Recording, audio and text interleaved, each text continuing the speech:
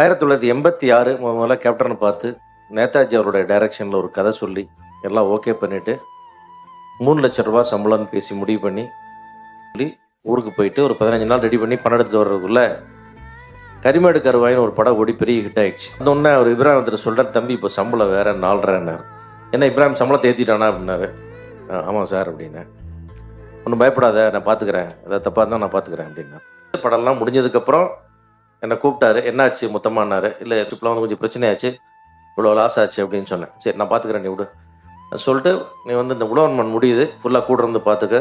நம்ம தமிழனி சனி கிரியேஷன் ஒன்று ஆரம்பிச்சு டி சிவா தமிழ் பாத்திமா 2 பேர் ப்ரொடியூசராக போட்டு ஒரு படத்தை ஆரம்பிக்க சொல்லி சிவாக்கு 20% ஷேர் கொடுத்துருப்பா அப்படின்னு சொல்லி ஆரம்பிச்சு படத்தில் என்ன நஷ்டம் வச்சோ அதை விட 3 மடங்கு என் கையில் கொடுத்து போதுமா திருப்தியான்னு கேட்டார்.